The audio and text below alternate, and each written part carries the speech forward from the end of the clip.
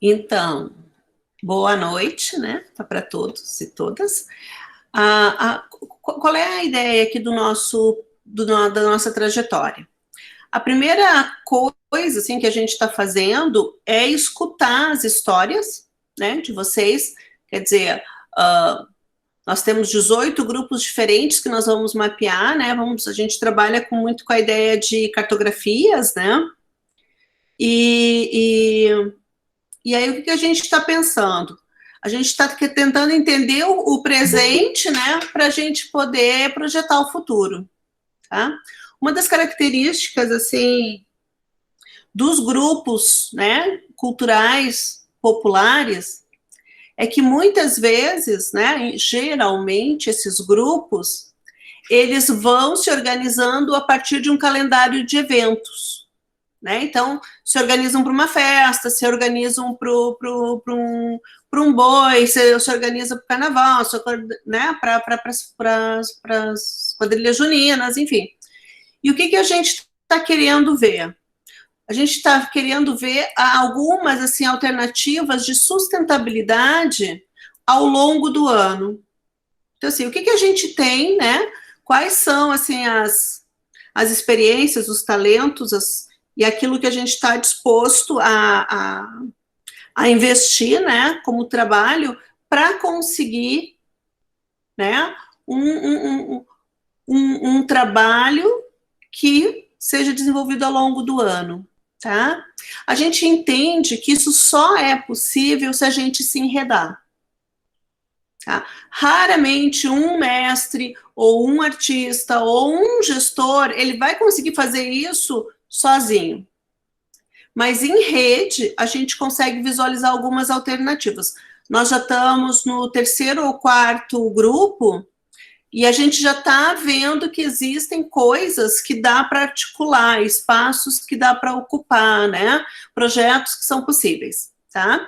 Então, a semana passada, para quem não lembra, né, a gente ouviu o mestre Sabá, que é, né, do Chamego na Roça, e ele contou toda a trajetória dele, né?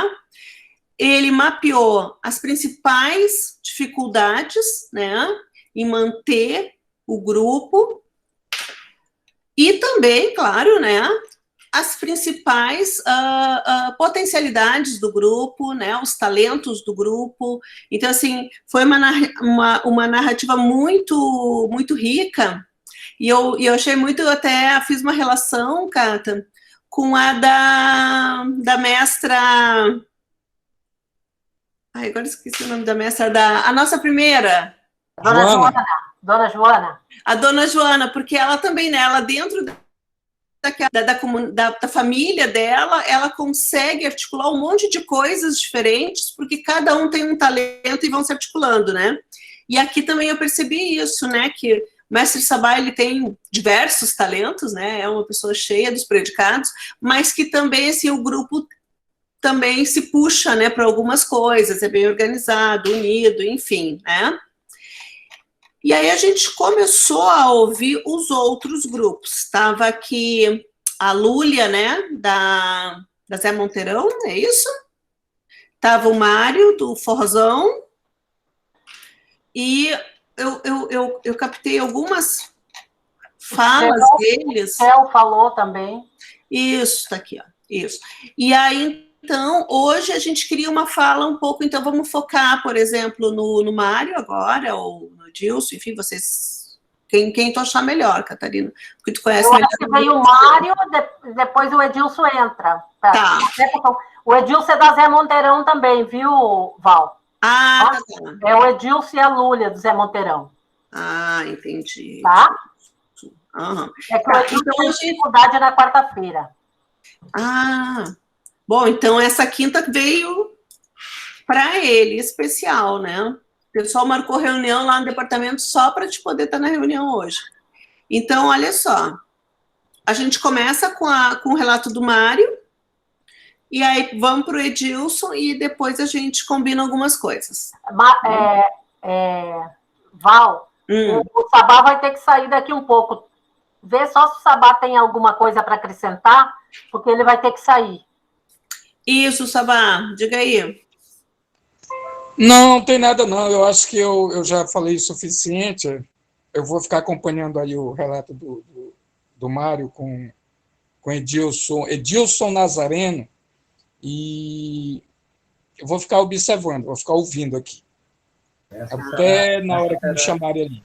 Essa terá troco. E eu vou ficar anotando aqui. E querem que eu compartilhe a tela? Precisa, eu vou compartilhar, peraí. Que aí eu vou anotando enquanto vocês vão falando. Sinara, bem-vinda, minha querida. Ué, não é? Não posso compartilhar? Por quê? Deixa eu compartilhar uma janela, então.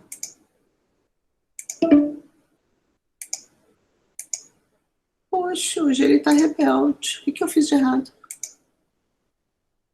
Mas pode começar a falar, Mário, que eu vou aqui tentando fazer as coisas, mas pode começar a falar que a gente está gravando, não perde nada. Tá certo. Boa noite, gente. Como todos vocês já me conhecem, eu sou Mário Moura, faço parte do movimento Quadrilha Junina do nosso estado. Venho nessa caminhada desde os 12 anos de idade, e a gente teve grandes parceiros, grandes mestres que nos ajudaram a desenvolver o trabalho da Quadrilha Junina. Eu não tenho a qualidade de ser um coreógrafo. Eu coreógrafo, mas eu não me amarro, não gosto muito, porque eu sei que tem pessoas com maiores valores no nosso grupo e eu prefiro dar oportunidade a eles. Mas a questão do planejamento, a questão da escolha do tema, eu estou sempre junto, orientando, brigando para que a coisa aconteça e não fuja da nossa linha de trabalho. Também gosto muito da questão musical, da escolha do repertório. Hoje eu devo ter em torno de umas 150 mil músicas arquivadas, justamente por conta da pesquisa musical. E eu tirei o pé um pouquinho da questão do movimento, porque a gente trabalha muito e muitas vezes a gente não é bem visto, às vezes a gente entende que as pessoas, tem muita gente maldosa no caminho, e aí eu dei uma tirada do pé. Tirei mesmo, me afastei um pouquinho, mas nunca deixei de fazer meu trabalho. Sempre gostei de trabalhar com a base, com a criançada. Eu fundei uma quadrilha no ano de 1985 com um grupo de amigos da rua da minha casa. Eu morava na frente do Parque Anauá, na rua que dá de frente ao portão do Parque Anauá, que deve ser uma rua que tem no máximo 1 quilômetro, uma rua pequena. E a gente tudo fazia junto. A gente jogava futebol junto no meio da rua, a gente aprontava junto no meio da rua, brincava. E aí nós resolvemos montar uma quadrilha junina. Essa quadrilha junina, ela sofreu na mão dos adversários, sofreu muito. Durante 5 anos de fundação, a gente não ganhava nada, só perdia. E as críticas vinham. Esse não é nome de quadrilha, chamego caipira não é nome de quadrilha. Eu ouvi muito isso, mas eu sou um cara muito persistente. Quem pensa que vai me derrubar, está enganado, porque eu sempre respiro mais fundo e busco forças, não sei aonde, mas eu venho desse mergulho profundo e estou novamente. Antes de fundar a quadrilha Chamego Caipira, minha primeira formação é formação agrícola, sou técnico em agropecuária. E na escola agrícola, nós resolvemos fazer uma quadrilha bem esculhambada mesmo, esculhambada, a nível caipira do nível caipira mesmo, bem, vamos dizer, brincalhão. E dali surgiram vários caricatos nossos. O pai da noiva, a mãe da noiva, e tradicional mesmo e com uma ênfase interessante na alegria do caipira, sem desrespeitar ninguém. Aí, quando eu saí da escola agrícola, eu já estava trabalhando, nós fundamos a Chamego Caipira. Essa Chamego, ela foi nos primeiros 5 anos, ela virou um saco de pancada. mas eu sempre digo que é melhor a gente apanhar no início, perder mesmo no início, porque você vai criando cascas, e cascas para vitórias. Após isso, nós passamos mais ou menos uns 15 anos que não perdia para ninguém. Nós temos títulos que outras quadrilhas não vão conseguir alcançar. O principal deles é o Boa Vista Junina, que nós conseguimos ganhar 6 anos consecutivos. Essa quadrilha, ela viveu um momento muito interessante, porque até hoje nós somos amigos, desde 85. Nós somos amigos, nós temos um grupo de WhatsApp que todo dia de manhã é aquela cachorrada cumprimentando um ou outro, cachorrada sadia. Aí nós, durante 10 anos, não saía ninguém e não entrava ninguém. Era um número limitado de pessoas, nós limitamos para 28 casais, porque nós entendíamos que era interessante para se manter uma base. O Edilson chorou muito, coitado, desculpa aí, meu amigo. Aí, eles tinham um compromisso de não deixar a coisa morrer. Nesse período, tá aí o Edilson que sabe disso, era muito complicado a questão financeira. Não tínhamos recurso do governo, nem da prefeitura. Tinha algumas pessoas que eram admiradores do nosso trabalho e perguntavam: tá precisando de quê, Mário? Eu digo: preciso comprar 4 vestidos para 4 meninas. Ele dava o dinheiro para se comprar o material e pagava a costureira. E tinha uma outra vantagem. Eu sempre digo, quando eu converso sobre este assunto, que eu sinto muita saudade da quadrilha dos anos 80, dos anos 90, porque nós éramos muito mais amigos. A quadrilha era mais humana, era humanizada. Os meninos, a maioria dos meninos, todos trabalhavam, eles compravam a roupa das meninas, daquelas principalmente que não trabalhavam. Os meninos que tinham carro, eles iam buscar os outros em casa para não ficar para trás.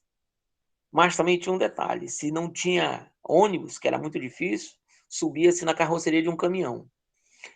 Uma vez fomos para um Mucajaí fazer uma apresentação, fomos num caminhão baú. Cheguei lá morto de tonto, que eu não sabia nem onde eu estava, porque era complicado andar num caminhão baú.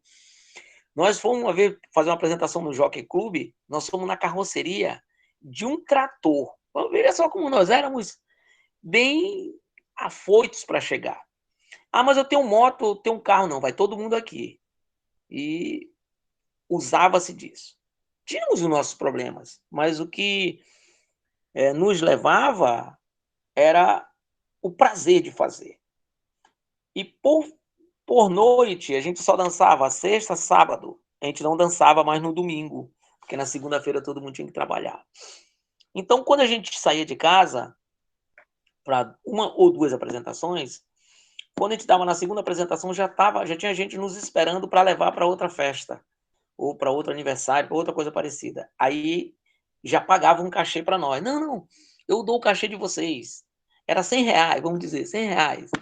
Aí terminava a terceira, já tinha outros. A gente fazia 5 apresentações por noite. Sabe o que a gente fazia com esse dinheiro? A gente ia para o Recanto da Peixada, reunia todo mundo e jantava. Uma caldeirada de peixe que dava para, vamos supor, 60 pessoas. O dinheiro que a gente tinha, o nosso, inteirava com o que a gente tinha ganho, comia e bebia. Esse era o grande lance da nossa quadrilha junina. A gente vivia em constante confraternização. Não interessava o que acontecia. E isso, repito novamente, muita saudade do que acontecia.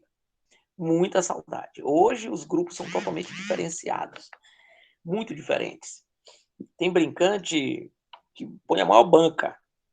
Brincante que acha que é a estrela.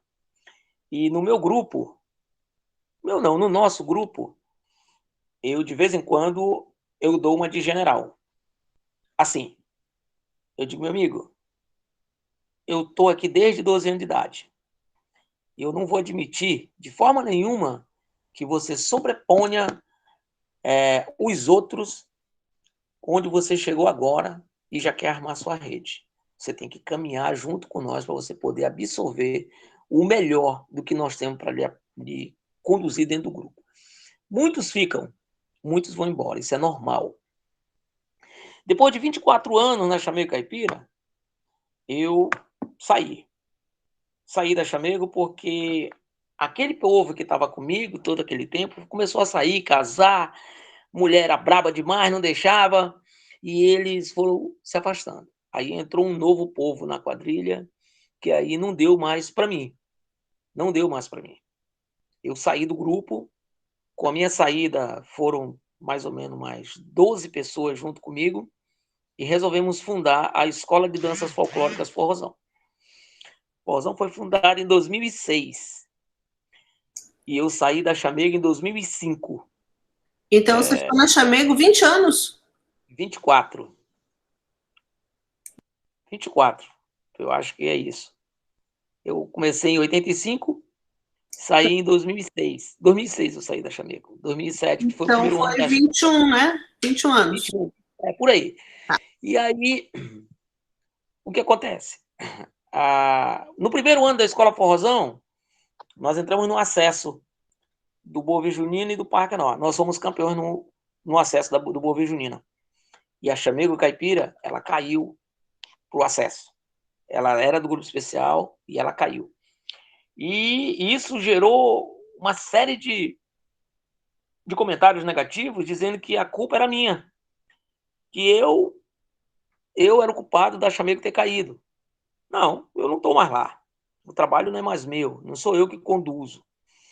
E quando nós viemos para a Escola Forrozão, a gente começou a desenvolver o que realmente a gente queria.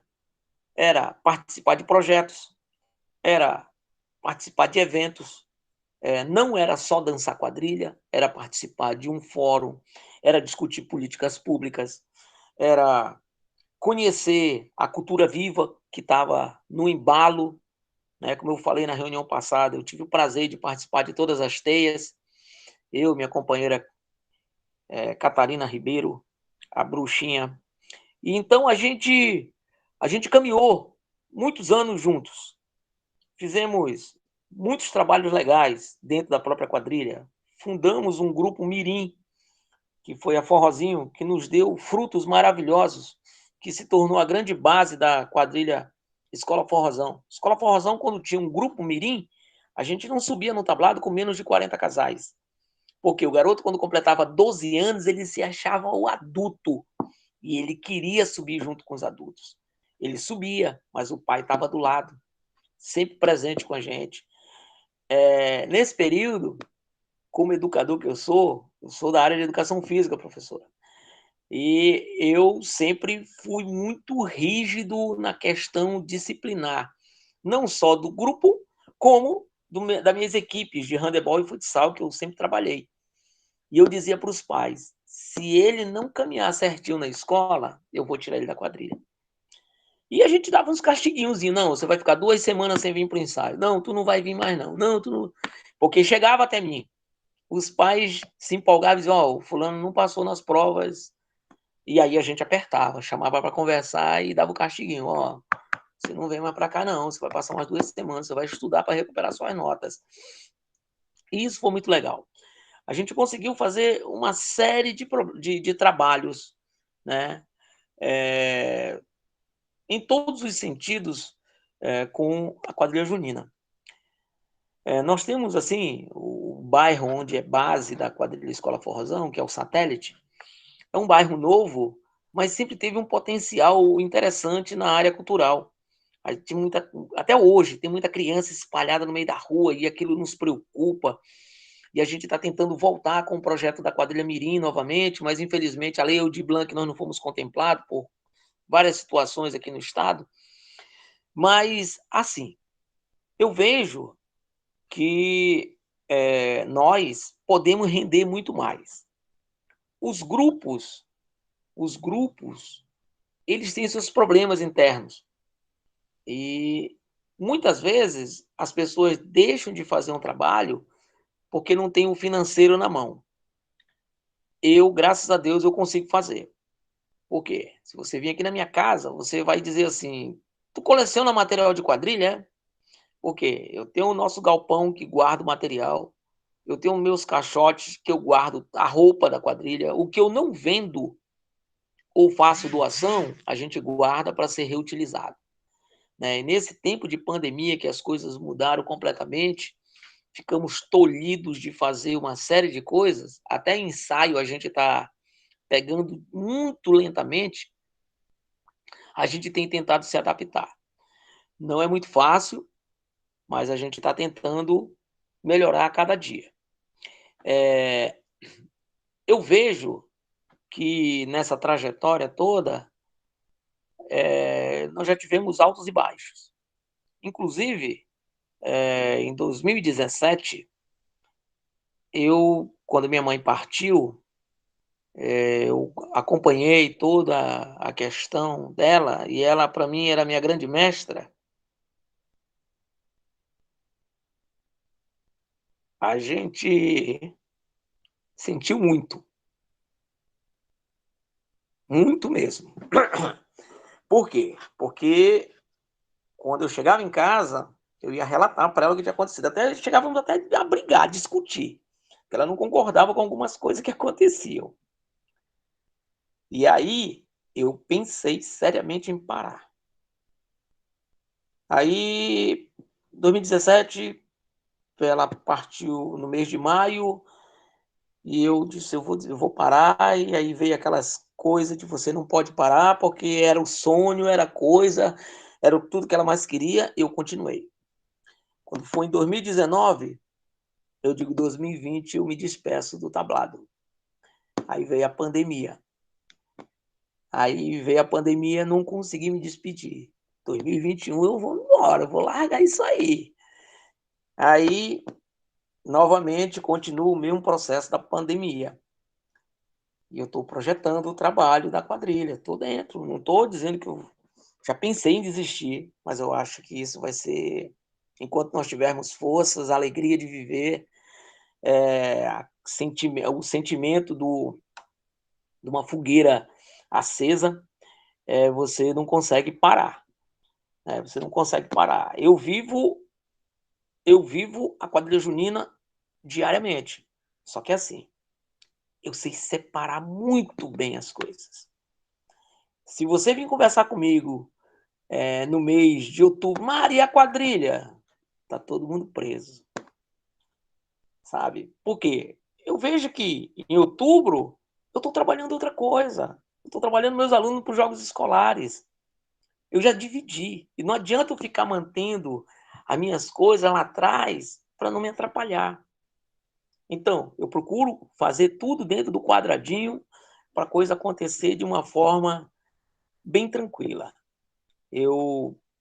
Os meninos dizem que eu sou muito chato no sentido de a questão do recurso.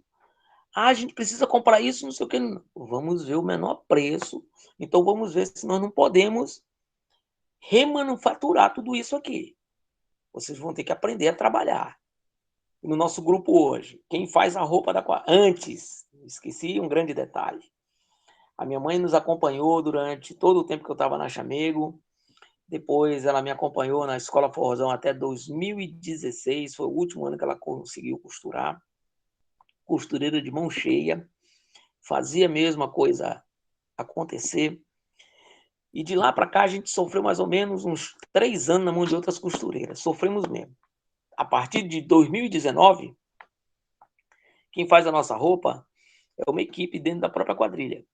Nós conseguimos juntar uma moçada, fazê-los entender que era importante. E o que acontece?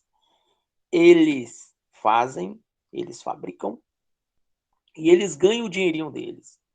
Se é para mim pagar para outra costureira, eu pago para eles o mesmo valor que está sendo cobrado no mercado. É uma equipe mais ou menos de 8 pessoas, né? E eles... É aquela coisa, time que está ganhando, ninguém se mexe. Estou satisfeito com o trabalho que eles estão fazendo. A gente conseguiu economizar muita coisa, né? Conseguimos minimizar muitos problemas que a gente tinha. Costureira, às vezes, não dava conta da roupa, a gente tinha que tirar de uma costureira e levar para outra. Aí a outra, quando pegava, cobrava o dobro do que a outra tinha cobrado, era aquela coisa. E a gente, desde 2019, vem mantendo essa situação. Então, são trabalhos que a gente realizou e vai continuar realizando, com a graça de Deus, para um melhor desenvolvimento da nossa cultura, né? Eu tenho consciência do legado que eu já deixei na nossa cultura, para minha família, para os meus amigos, para o meu estado, que eu não sou roraimense, eu sou amazonense, sou de Parintins também, mas eu me sinto um roraimense bem fixo nesse estado, que a gente aprende a gostar, e pesquiso muito, continuo pesquisando muito, continuo a falar o que eu penso, o que eu sinto em relação à cultura.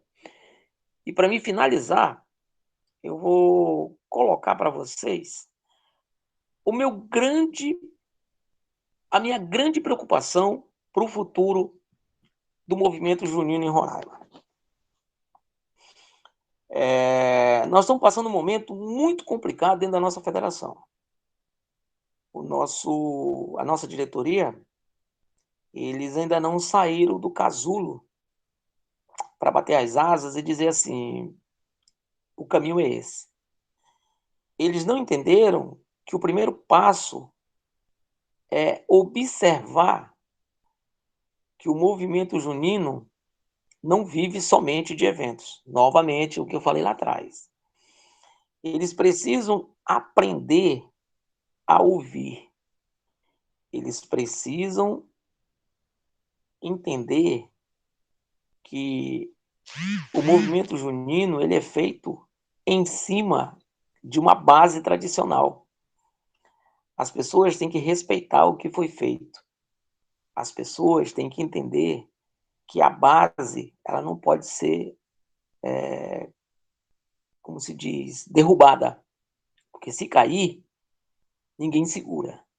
Então tem acontecido algumas coisas dentro do movimento que a gente tem brigado mesmo. Eu sou um, o Sabá é outro, a Lúlia também. A gente tem batido mesmo para ver se aprende, para ver se entende. E a gente tem ouvido cada coisa dizer que a gente quer humilhar as pessoas. Não é isso, não é isso. De forma nenhuma. Até na formulação de uma ata, a gente tem que estar dando pitaco, porque está errado. Tem muita coisa errada. E a minha preocupação com o futuro do movimento é essa. A má administração, a má condução dos trabalhos. Não está desenvolvendo para um processo pós-pandemia. Não está preocupado com isso. Vai mudar.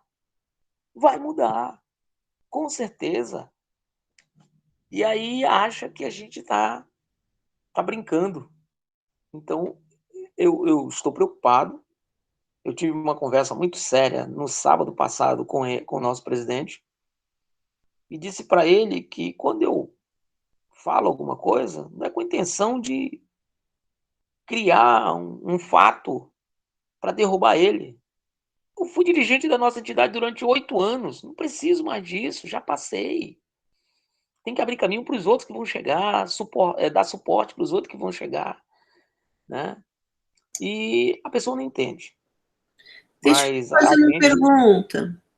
Pode perguntar. Quando você fala que o cenário pós-pandemia vai mudar, quais as mudanças que você imagina que essa nossa novo normal vai trazer?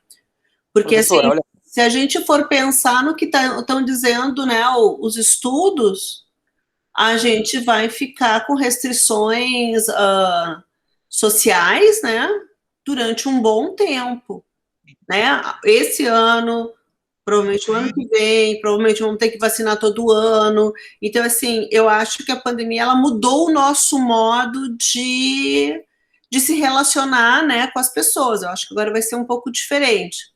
Então, eu queria ouvir de ti o que você acha que é esse pós-pandemia para quem brinca, né, na quadrilha, para quem faz grupo, para quem... Como é que tu acha? O que tu está pensando? E se vocês quiserem, depois podem complementar, pessoal. Professor, o que eu penso é o seguinte. Nós já temos um formato desde 2019, que foram as lives. Aham. A live diminuiu o número de brincantes. Quadrilhas que subiriam no tablado com 40, 45 brincantes, até 50 casais, 100 pessoas, ele reduziu para 24, para 12 casais. Uhum. E ano passado aconteceu a live. Né? Aconteceu a live, foi bacana, né? Deu para suportar, deu para movimentar. Esse ano, novamente, live. E como a senhora acabou de falar, ano que vem, como nós vamos continuar vivendo sob restrições, eu acredito que o movimento, as quadrilhas juninas vão ser reduzidas. Vão se resumir a 12 casais. Até a coisa mudar o cenário de você não estar. Fulano morreu de Covid, Beltrano de Covid, Ciclano de Covid, Fulano de Covid, Beltrano de. Então, e tem um outro detalhe, que eu acho que nesse momento nós estamos tendo muita sorte. Muita sorte mesmo. Por quê? Muitas coisas foram tiradas do cenário. Os músicos foram tirados, certo? Não se tem festa dançante na cidade, né? Não se tem festa dançante na cidade, o decreto é muito claro. Não se tem partida de futebol com torcedores. Não se tem concurso de arrancadas, aquelas coisas, festival de pipas. Não se tem. Por quê? Por conta da aglomeração. E nós conseguimos participar ano passado da live. Tomamos umas 2 pancadinhas, mas o movimento fechou em cima da pessoa que comentou, foi infeliz no comentário e não deram mídia para ele. Né? A mídia foi Brasil Afora, que foi uma das melhores lives realizadas em 2019. Então, eu penso que a coisa vai caminhar dessa forma. Não estou inventando a história da carochinha, mas eu entendo que essa coisa ela vai dar uma segurada na gente. E por conta disso é que eu tenho falado nas nossas reuniões que nós temos que pensar de uma forma diferente, que nós temos que começar a preparar um terreno, um cenário diferente do que nós tínhamos, né? As pessoas, olha, uma live assim, assim, aí o colega levanta o braço e pergunta, eu posso usar a alegoria? Dá vontade da gente jogar um caminhão nele, né? Pô, a gente está explicando que não pode, que não tem mais condições de fazer o que nós fazíamos ano passado, ano retrasados, nos anos passados, melhor dizendo, que hoje a gente vai se apresentar somente com 12 casais, que não temos mais como levar uma equipe de apoio para estar nos ajudando, que é só nós e nós mesmos. Então, professora, a sua pergunta, a pergunta que a senhora me fez, a minha resposta foi essa. Não sei se eu fiz a senhora entender. Tá certo? Vou parar por aqui, que eu já tenho muito tempo de vocês. Não, eu quero perguntar também. Como tu vê, Mário, essa questão que tu traz da condução da Ferquage, como seria preparar esse terreno para um pós-pandemia, para o coletivo, para o movimento? Como é isso? Bom, Catarina, eu penso que a diretoria da Ferquage deveria reunir todos os membros e começar a fazer um trabalho que não foi feito até hoje. Né? Falar da pandemia, como é que nós vamos nos programar para trabalhar com a pandemia?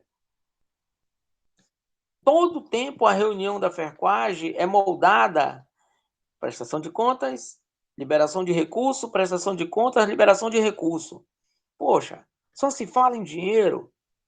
Vamos preparar o nosso terreno, vamos preparar nossas crianças para começar a nos substituir, vamos pensar que as quadrilhas juninas têm que fazer um trabalho social para poder mostrar o porquê da nossa existência, como nós fazíamos anteriormente, né?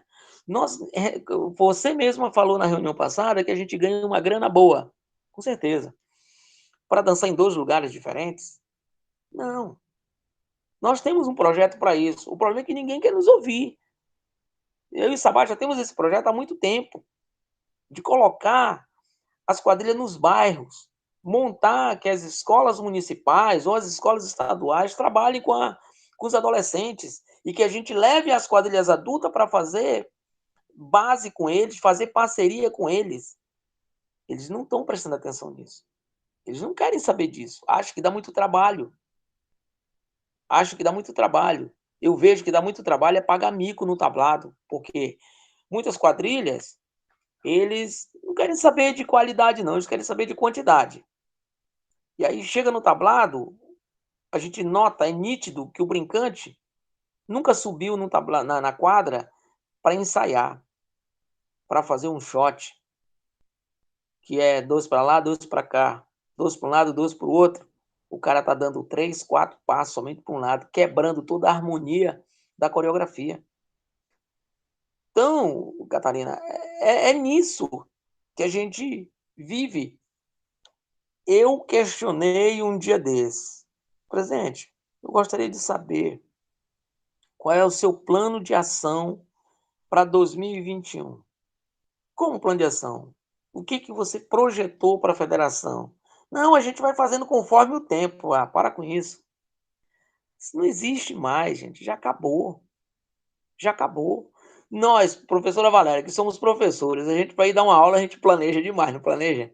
A gente vê, isso vai dar certo. E isto não vai dar certo. A função do planejamento é para a gente equilibrar o certo em cima do errado o tempo todo, fechar o errado. E as pessoas não conseguem entender, não tem metodologia.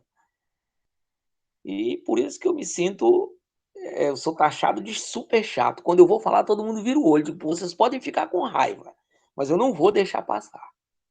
Tá? Mais alguma coisa? Isso, Mário. Mas dá trabalho mesmo. Isso aqui que a gente está fazendo é uma resposta que a gente está buscando respostas para a gente mesmo, que a gente não tem, né? Então, e isso aqui não é agradável que a gente faz aqui com amigos, com parceiro, com pessoas que a gente respeita, mas é trabalhoso, né? Não é todo mundo que por exemplo, a Ferquage está dentro da roda de prosa, mas não se manifestou para vir para cá. Então, quem não se manifestou ali, ok. Isso aqui é um processo para quem perceber isso aqui. Muitos de nós ainda vão ficar no caminho. É isso. Mas é isso. Deixa eu fazer uma outra pergunta. Olha só. E acho que isso vale para a Lúlia, para o Edilson, para todo mundo. Olha só.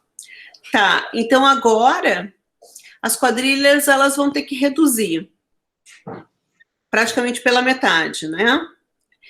E aí, como é que vai ser? Vão se formar mais quadrilhas, vão fazer uma seleção, quem quer, os melhores, não sei o quê. Como é que vocês estão pensando isso? Porque, assim, o que vai ser desse pessoal que não estiver dentro dos 12 casais? O que se pensa para eles? Professor, é o seguinte.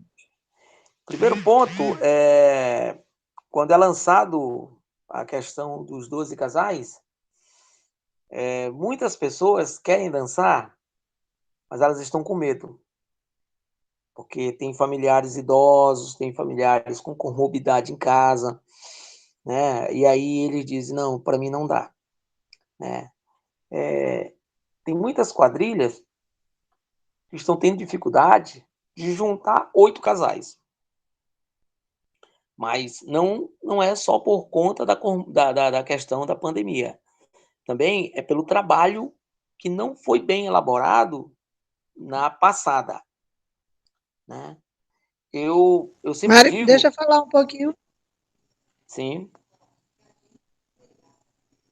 Quer finalizar? Finaliza para eu entrar. Tá. Eu sempre digo que sou um cara abençoado por Deus. A nossa quadrilha, ano passado, quando a gente disse só queremos 12, chegaram 16 casais. E nós fomos na seleção. Faltou um ensaio? Não dá, pô. Tá faltando hoje, vai faltar no dia da apresentação. Uma forma bem brincalhona que não ficaram chateados. A gente já está com o nosso grupo fechado novamente. E muita gente que nos procura e que diz, não vai dar para mim, por causa da pandemia. Não ficam chateados, não vão procurar outro grupo, porque na quadrilha junina existe uma coisa, em vários brincantes ainda, uma coisa muito legal. É o cara que veste realmente a camisa. Ele não se vende. Ele, não vou dançar, vou assistir na arquibancada, mas eu continuo sendo dessa quadrilha. Tem uns que se vendem. Mas isso aí é normal do ser humano, né? Então, professora, essas pessoas que estão de fora, 90% estão de fora porque não têm realmente condições de participar. Por N motivos. São variáveis, né? Mas a gente consegue montar o grupo com tranquilidade. Vai, Lúlia. Bom, boa noite a todos. Só respondendo aí o que a professora Valéria, complementando, né, o que o Mário estava falando, realmente tem brincantes que não querem vir por conta da pandemia. Tem brincantes, como eu ouvi ontem, encontrei um brincante da minha quadrilha no supermercado, ele trabalhando no Gavião, e aí, como ele trabalha no Gavião, que é um supermercado onde o horário dele bate com os ensaios, não tem como ele sair, então ele já não está indo porque agora está trabalhando. Mas a primeira coisa que ele disse assim, não, eu só vou voltar quando voltar para o normal. Tem algumas pessoas que só querem dançar quando voltar, como era antes. E como a própria professora Valéria falou aí, a gente também não enxerga que vai voltar alguma coisa como era antes. Não vou conseguir fazer um ensaio com 36, com 40, com 48 casais, e mais a minha arquibancada cheia de parentes, de mãe, de pai, de marido, das crianças, porque a gente tem muitas crianças no grupo, que são os filhos dos brincantes. Então, é realmente, eu fico desesperada, só em pensar que, quando, meu Deus, quando vai voltar? E eu digo aqui para vocês, eu sempre fui de pedir muito a Deus, as minhas orações, e desde quando tudo isso começou, eu tenho redobrado as minhas orações, dobrado meu joelho, pedindo que Deus tenha piedade, tenha misericórdia da humanidade, porque eu não vejo tão cedo um caminho de volta. É muito preocupante. E agora mesmo, com essa terceira onda que já está vindo, esse novo vírus da Índia, hoje eu estava refletindo e pensando assim, meu Deus, eu acho que a gente precisa fazer alguma coisa. Ou seja, um dos passos, eu acredito que é começar a parar o ensaio. Sabe por quê? Porque eu tenho 12 casais que são 24. Como as escolas estão proibidas ainda de a gente entrar na quadra, eu não tenho como limitar quem vai assistir. Eu dou um exemplo da minha casa. Minha filha tem 14 anos, minha mãe mora na frente da minha casa e é uma senhora de 79 anos. Minha filha dorme com ela todos os dias, porque ela mora só. Apesar de morar na frente da minha casa, a gente está o tempo todo próximo. Eu tenho, agora com a pandemia, um restaurante onde ela também me ajuda aqui nos pedidos, fica no telefone nos pedidos, então a gente está o tempo todo com medo de levar para minha mãe. Deus é maravilhoso em nossas vidas, porque eu não peguei, ela não pegou, meus filhos não pegaram, mas eu fico morrendo de medo de estar indo para o ensaio da quadrilha, levando minha filha e ela trazer o vírus para cá, porque eu penso assim na minha cabeça, eu estou sendo protegida porque eu estou trabalhando, né? A partir do momento que eu vou para um outro lado, de verdade, gente, eu fico nessa crise na minha cabeça. Eu estou sendo protegida porque eu estou trabalhando, da feita que eu vou para uma outra coisa, porque não deixa de ser uma diversão, a gente se preocupa, eu fico muito preocupada. Então, hoje eu já estava pensando, vamos ouvir agora essa outra semana como vai ficar a história dessa nova onda, e eu acho que a gente vai ter que parar de novo. É mais ou menos isso que eu queria complementar. E Lúlia, então, essa para mim é uma questão muito Porque a gente tem que brincar de futurologia, né? Porque a gente, na verdade, a gente não sabe, né? Quando que as coisas vão ficarem mais tranquilas. Está vindo a terceira onda, tem a questão da vacina, mas pelo andar da carruagem, todo mundo só em 2023. Então, assim, e aí a gente fica pensando, né? O que vai ser desses festejos, dos brincantes, né? Porque parece que, assim, a gente está num processo muito de ficar em casa, em si mesma, e mesmo a live tem limite, né? A gente não consegue fazer live o tempo todo, e a questão também da sustentabilidade do grupo nessas condições, né? É isso mesmo, é manter esse povo que frequenta, os brincantes, as pessoas que fazem parte, por quanto tempo ainda dessa forma? Né? A metade do grupo, as lives acontecem, são muitas pessoas envolvidas nas lives. A gente coloca um casal de brincantes para um concurso que vai ser via live, concurso de rei e rainha, concurso de casal de noivo, mas para ensaiar esse brincante, esse casal, e colocou aí 6, 8 pessoas envolvidas. É o cara lá do estúdio, é o coreógrafo que vem ajudar, é a pessoa que está fazendo a roupa. Então, não é tão simples. Aí eu estou fazendo a live, eu estou em casa, eu não estou manifestando, eu não estou aglomerando, de certa forma aglomera. Sabe, isso tem me preocupado, não só por conta do vírus, que é a maior preocupação, mas também com o futuro de tudo isso, com o futuro dessa história, com o futuro de que a gente consegue, sim, modificar a vida deles, a vida de jovens que estão entrando nas drogas, que estão entrando na prostituição, e a gente, com os ensaios, com esses 7, 8 meses que a gente fica ali em contato, o grupo que se mantém, uma pessoa que adoece, que a gente vai lá e consegue um hospital, consegue um leito, consegue levar um remédio, tudo isso, eu fico assim, realmente, meu Deus, onde nós vamos, quando vai parar? É muito difícil de pensar, e como eu disse, eu fico desesperada em pensar, porque eu não estou enxergando uma luz tão cedo. E que a nossa atividade toda, ela é presencial, né? É relacional, né? Então, é muito complexo. Mas, Lúlia, procure não pirar, porque a tua saúde mental é importante, viu? É uma coisa que a gente precisa trabalhar no sentido, assim, de dizer, isso eu não tenho controle. Como eu não tenho controle disso, é rezar e fazer o que é possível. É verdade. A mente da gente, se não for bem trabalhada, pira mesmo. Ainda mais que quando você liga a televisão, é só o que você escuta, né? Só o que você escuta. E a gente aqui em Boa Vista hoje, todos os canais estavam falando do que aumentou, que os hospitais já estão, aqui o HGR já está lotado de novo, né? E o secretário de saúde vai e fala, parem de ir para a rua, usem máscara, as festas, tem que parar. Então, quando a gente vê isso, a gente, poxa, eu sou responsável por 24 pessoas dentro de um grupo onde é uma nova onda que está vindo jovens, que jovens estão se contaminando que ainda não estavam. Né? Então, essa nova cepa aí está pegando jovens, e eu estou trabalhando com jovens. Então, você para pensar, será que não é momento de parar, esperar um pouco? Vai atrasar, já gastamos, já fomos em São Paulo, já compramos o material e outros também, mas eu acho que a vida das pessoas é mais importante, muito mais. Edilson, não ouviu tua voz, homem.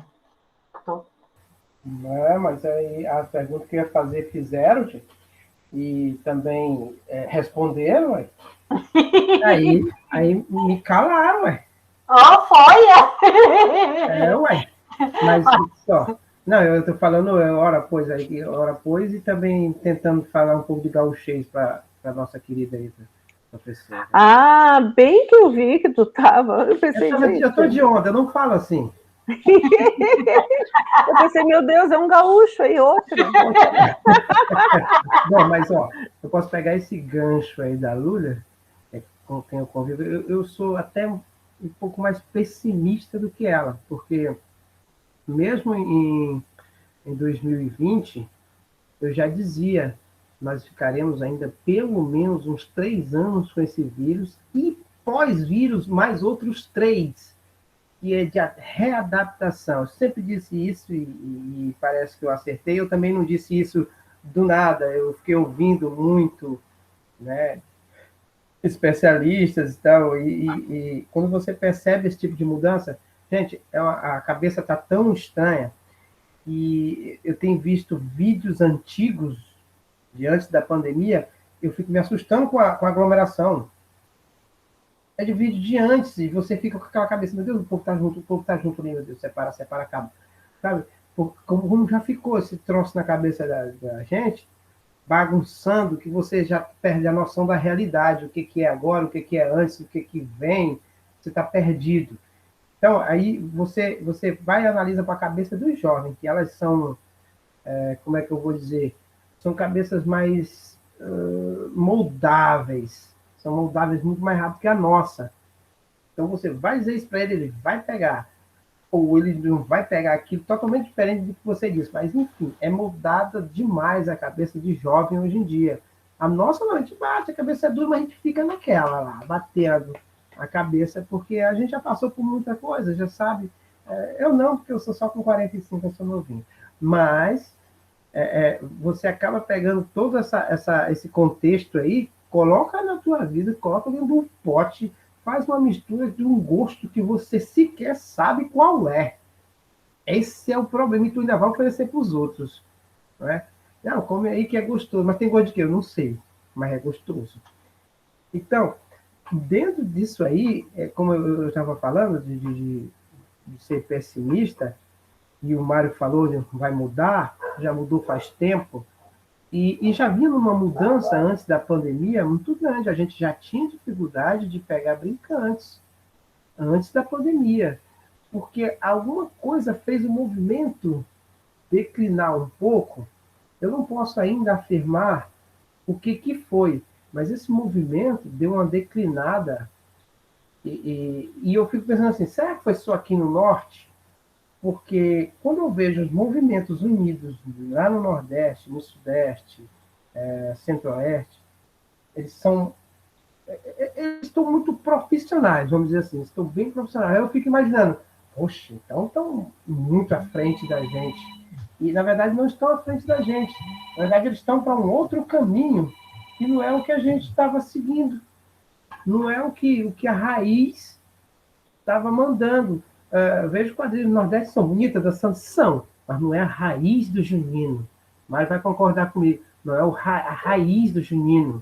Elas são lindas, você vê elas dançando, beleza, são, mas não é raiz, eles estão perdendo a característica, eles estão perdendo o que é gostoso das coisas juninas. Então, esse crescimento me assusta, já tem me assustado há muito tempo. Aí é onde a gente fica batendo a tecla estão me ligando aqui. A gente fica batendo a tecla desse. Eu me perdi completamente no meu raciocínio por causa da ligação. Entra aí. Peraí. Entra aí.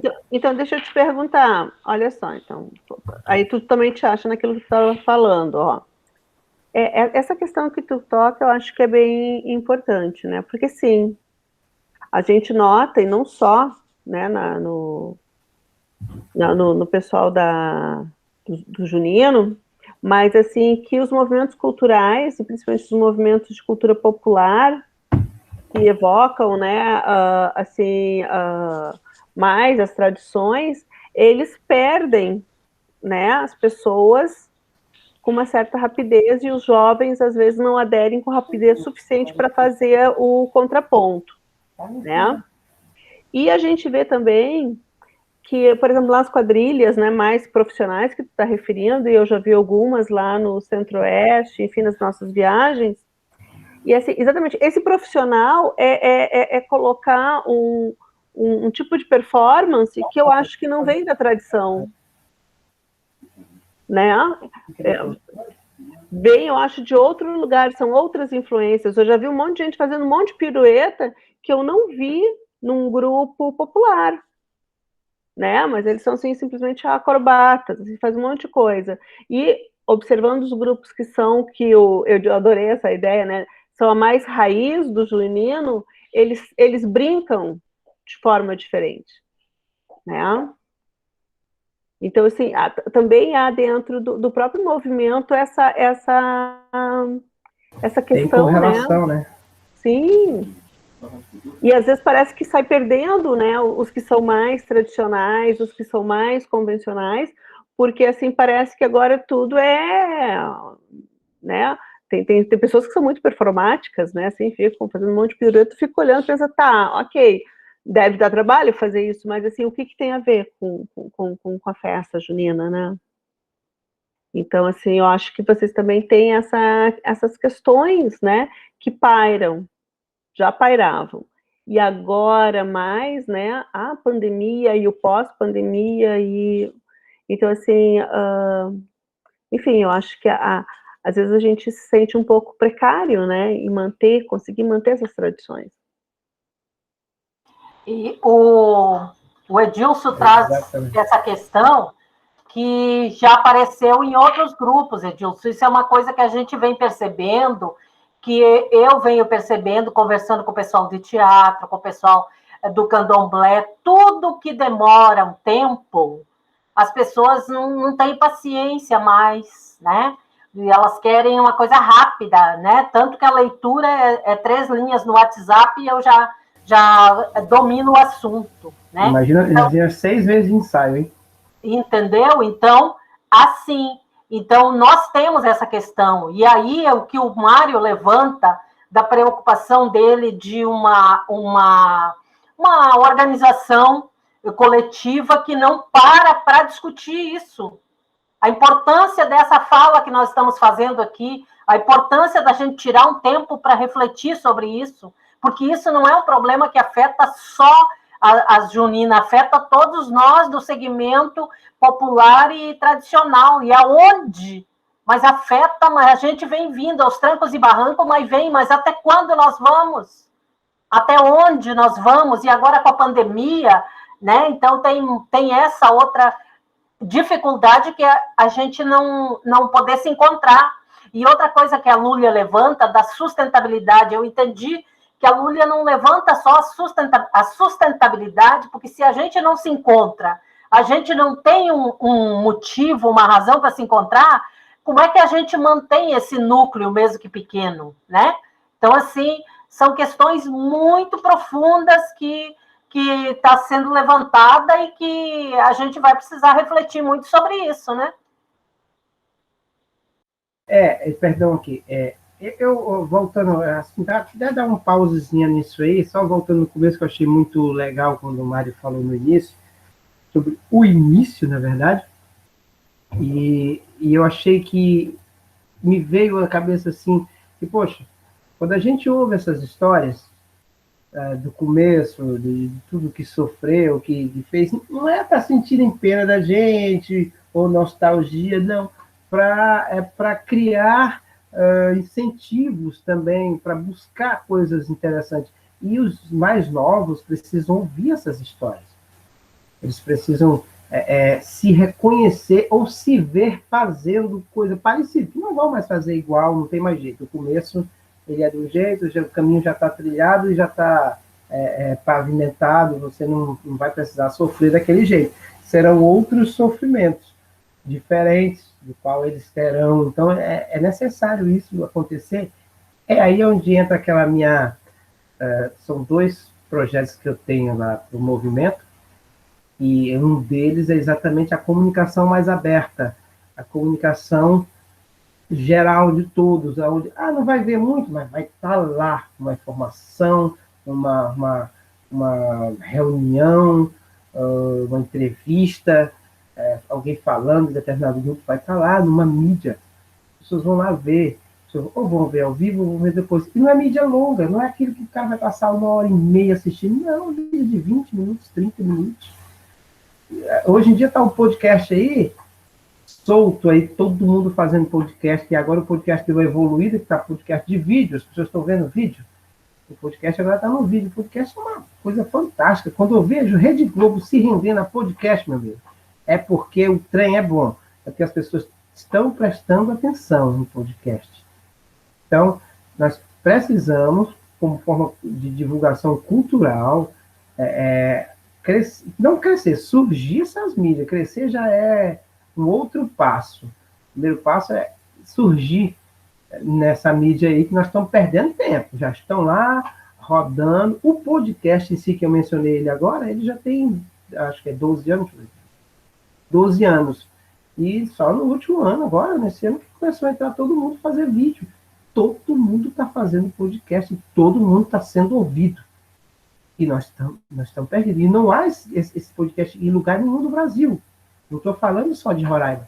Não tem lugar nenhum no Brasil. Tem uns portais no Nordeste fazendo umas entrevistas, mas se você for assistir, você não fica, porque é muita conversa desnecessária ou conversa só interna, que não vai acrescentar para os outros, não vai acrescentar para o movimento deles, essa coisa toda. E nós poderíamos iniciar isso. E falando com essa organização, do qual o Mário falou, está um pouco quebrada, ou por não fazer, ou por se abster, sei lá, eu ainda não tenho uma opinião completamente formada nesse ponto, porque até quando eu formo, eu atraio muita confusão. Então, é melhor ficar um pouco mais, caso você não tenha percebido, Catarina e Valéria, o meu problema é exatamente esse, a transparência que acaba me atrapalhando um pouco. Porque a gente tem que dosar ela, né? Deixa eu falar mais um pouco. Eu ainda não aprendi a dosar, mas, Mário, pode falar. Olha só. Não, só um pouquinho, Mário, só um pouquinho. Edilson, tu disse que tinha 2 projetos. Tu falou um da comunicação, qual é o outro? Eu sou aqui garimpeira. Eu só queria mencionar os 2, não queria mencionar qual era o outro, mas enfim.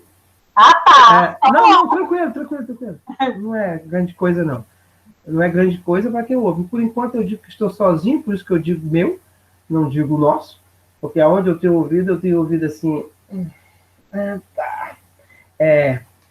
tornar o brincante de quadrilha um quadrilheiro de fato. O que é quadrilheiro de fato?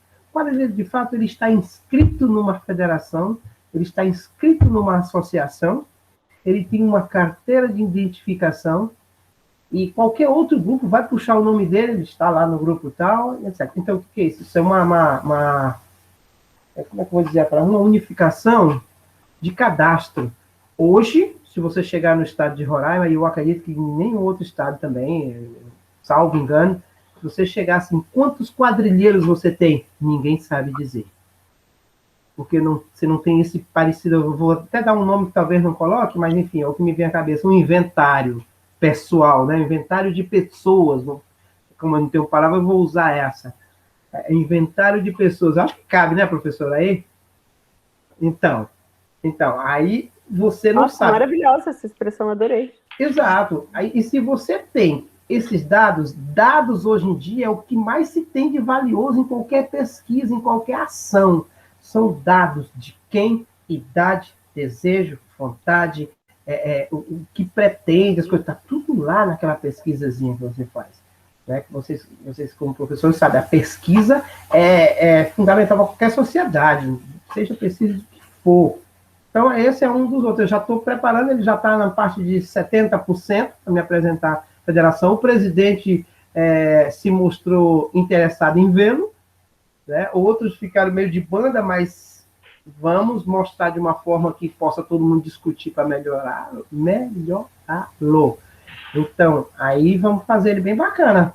Deu para responder aí, gente? Sim. Perfeito. E outra coisa, quando tu tá falando do podcast, eu lembrei da experiência do próprio pessoal, né, da Roda de Prosa, que está fazendo os vídeos, né, que largam no YouTube. E tu tem toda a razão, Edson, assim, porque hoje, eu pessoalmente não tinha essa dimensão, porque eu sou muito da leitura, mas, assim, eu vejo, assim, que como o podcast, eles estão disseminados, né, na sociedade. As pessoas vão caminhar ouvindo, as pessoas vão lavar louça ouvindo alguma coisa, e isso realmente pode ser um espaço maravilhoso para contar essas histórias, né? Porque realmente, assim, a ideia aqui da gente trocar essas histórias não é remoê-las, né? Mas, assim, mostrar que existe uma trajetória, uma construção, né? E que as pessoas, assim, estão aqui nesse lugar hoje porque... Nada foi por acaso. Assim, eu não gosto, né? Não vamos virar um livro de autoajuda, mas sim, nada é por acaso, né? Então, assim, é mais ou menos isso, né? Então, assim, porque tem uma trajetória, né? Que ancora as práticas, que sustenta, que dá sustentação, né? Para aquilo que está se vivendo hoje. E eu acho que isso é muito importante a gente registrar. E nesse sentido também a gente quer registrar a história, né? De vocês, do Zé Monteirão, né? Não sei se agora ou se na próxima, como vocês acharem melhor, porque a gente está planejando, assim, para além do projeto, a gente está planejando também, junto com a Cata e o pessoal da técnica lá do Roda de Prosa, a gente trabalhar esse material, né? Porque aqui tem muito aprendizado que pode ser compartilhado, que pode servir para alimentar, né? A outros grupos que estão também tentando e pensando em alternativas, e às vezes não tem uma roda, né, semanal para discutir as articulações possíveis. O Mário ia falar naquele instante lá, não sei se você já esqueceu, vai lá. Mário. Esqueceu não, né, Mário? Não, esqueci não. Tem coisas que não dá para esquecer. Mas assim, ó, falando dessa questão da história, eu tenho contribuído com algumas pessoas que escrevem os seus trabalhos finais. Estou meio pensativo aqui em outra coisa, suas monografias, né? E uma moça me procurou o ano passado. Eu estava recém saindo da cama, né? Depois dos 70 dias que eu passei acamado em casa, a moça me procurou a pedido de uma outra colega da área de educação física, que ela queria fazer a monografia dela relacionada às quadrilhas juninas. Ela queria saber qual foi o ano que surgiu no nosso estado, como é que se reiniciou. E, como eu falei, né, eu sou um cara que gosta de pesquisar, gosta de estudar. E eu sei um pouquinho da nossa história. Eu posso dizer assim, com muito orgulho, eu conheço a nossa história e conheço o que eu estou fazendo. O que Edilson acabou de falar aí também relaciona-se àquele quadrilheiro ou aquele coreógrafo que vai para a quadra e começa a viajar, né? Ele viaja, ele sobe na sua nave e ele fica viajando e não sai do lugar, fica contando umas historinhas que não funciona para o movimento junino. E eu sou completamente contra isso, mas quem sou eu para dizer tá errado? Não vou fazer isso não. Quer fazer o seu erro, cometer o seu erro. Se você vir perguntar de mim, eu posso até te ajudar, mas se você não vir perguntar de mim e dizer que teu trabalho está maravilhoso, fazendo coisas que não vale a pena, então é melhor ficar calado. Então, eu tenho ajudado as pessoas, né, a fazer esse trabalhinho, para mim é um prazer. E nesse último trabalho que eu ajudei essa moça, me veio a ideia, vamos montar uma árvore genealógica? Aí ela, bora. Mas, Mário, ela ficou até com pena de mim quando ela veio aqui, né? A árvore das quadrilhas? Legal. Estava mesmo escabroso o meu estado físico. Aí eu disse para ela, não, vamos.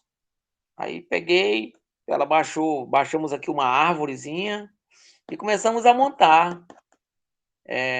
Lá da década, eu não coloquei da década de 40, eu citei a década de 40, né? Citei a década de 40. Não citei, aí citei os pré-unidos, lá na década de 70. Citei Carretão, que para mim foi aonde começou, porque foi onde eu iniciei. Carretão,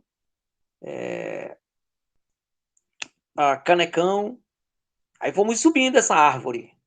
Aí é interessante você saber que é um movimento muito legal. Por exemplo, quem deu vida a Eita Junino? Chamei Caipira.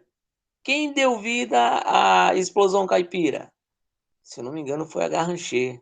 Eu acho que a quadrilha que deu mais vida a outras quadrilhas, se não me falha a memória, gente, se eu estiver errado, vocês podem me corrigir, foi a Garrancher. Foi sim, Né? achei. Quem deu vida a Coração? Quem deu vida... Porque, assim, tá lá no grupo, aí onde se lida com emoção, com explosões, né, de querer fazer melhor, tem discussão, tem briga. Então, eu também não quero mais ficar aqui. Vai embora, pois eu sair daí, eu vou montar o meu grupo. Então, quando sai, leva 2, 3, né? Faz anos que isso não acontece. Não sei se vocês já prestaram atenção nesse movimento cultural das quadrilhas juninas. Faz alguns anos que isso não acontece. Mas sabe por que não acontece? Porque as quadrilhas, muitas delas, mudaram administrativamente. Saber administrar o seu principal tesouro, que é o brincante. Não é paparicar, não é botar nas costas, não. É fazer entender o devido lugar dele, tá? Ponto. É essa gestão que nós precisamos adquirir. Eu estou aprendendo. Estou aprendendo. Como mais novo do que o Edilson e a Lúlia, eu estou aprendendo, né? Então, eu acho super legal. O Shell apresentou aquele projeto dele semana passada. Aquele projeto do Shell vai ser magnífico. Magnífico. Quando a gente começar a falar a mesma Eu não linguagem tava. Cospe aí ele para mim, vai. para contar a nossa história, as coisas começam a ser diferenciadas.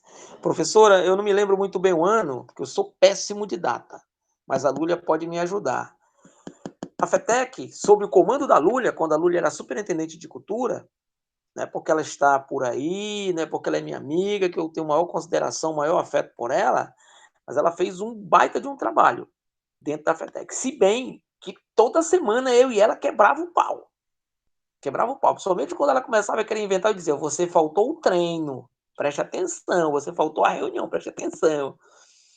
E um dos trabalhos muito legais que ela...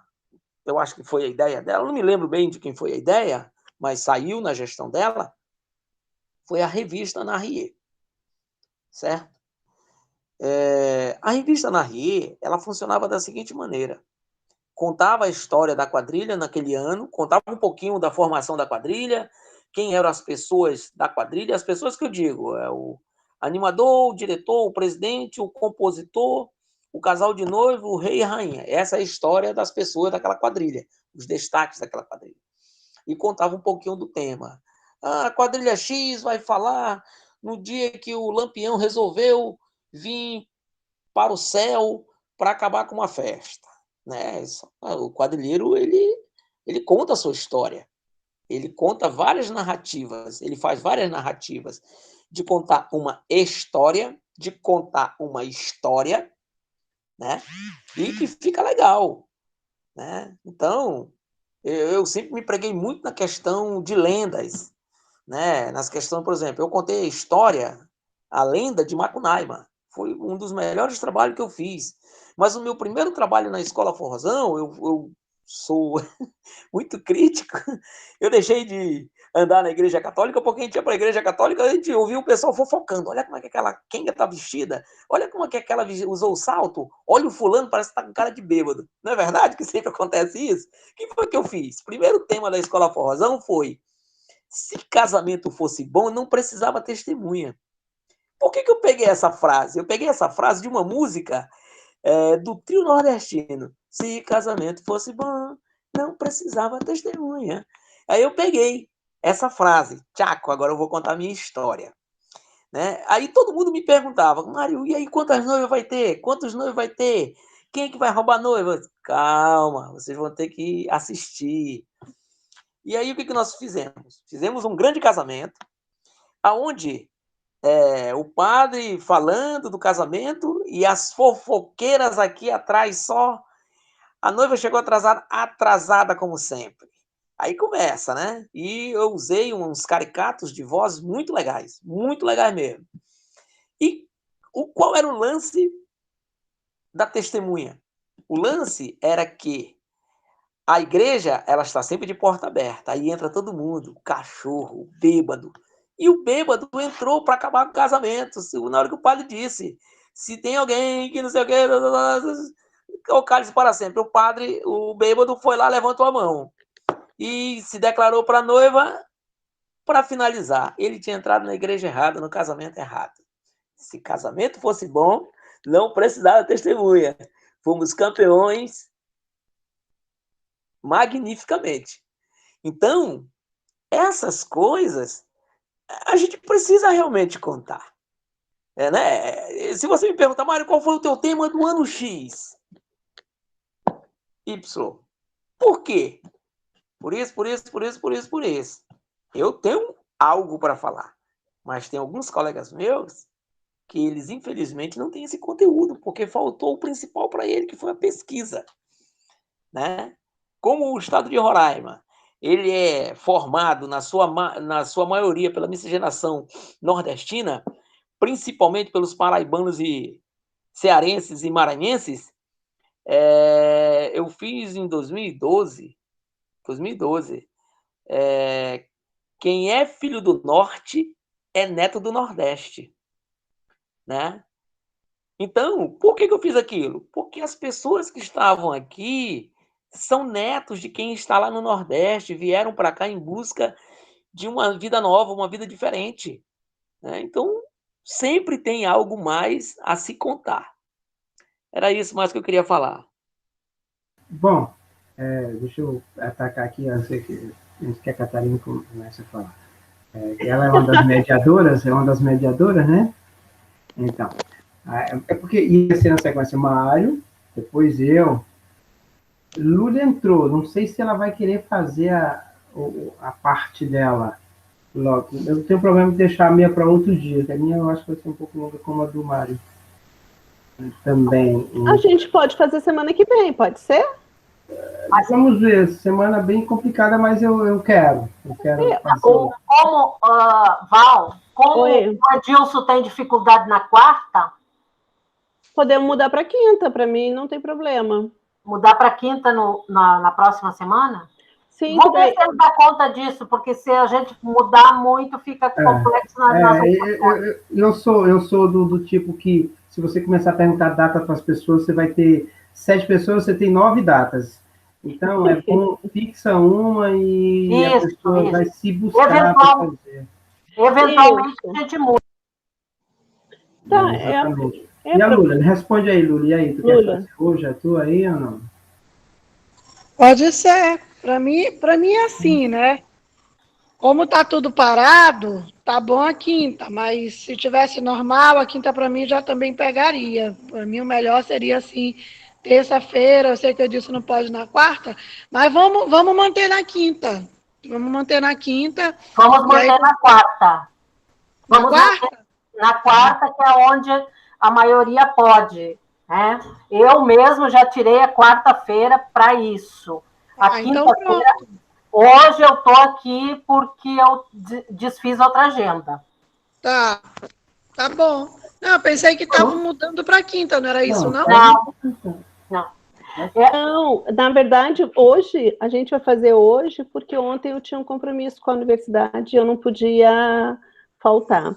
Mas, assim, eventualmente dá para mudar, né? Porque, assim, eu acho que é bem importante a gente ouvir, né, as pessoas e as suas histórias, e com tempo, exatamente, tem que ter um tempo. Não adianta agora, né, a 20 minutos de acabar, a gente começar uma narrativa. Mas, assim, eu gostaria mesmo que vocês, né, pudessem, fizessem um esforço para estar na próxima quarta, então, que aí a gente se prepara para ouvir vocês. Pode ser. E eu ainda quero saber sobre o projeto do Shell, que ninguém me falou. Faz uma explanada rápida aí, vai. O projeto do Shell, ele falou rapidamente, é uma questão de comunicação. Mas o Shell também tem que ele não respondeu as perguntas ainda, ele tem que trazer isso. Então, a gente precisa ouvir, né? Porque a gente falou muito aqui. Tudo bem, eu acho que a gente falou porque é isso que a gente está sentindo, mas a gente não está apontando nenhum caminho. Será que tem esse caminho ou a gente não tem ainda? Isso é importante, a gente dizer, pô, eu não sei para onde for, né? O Mário traz uma coisa muito importante, que ele diz que a forrozão, e eu fiquei pensando, porque a cada bate-papo aqui me leva a eu pensar um monte de coisa, né?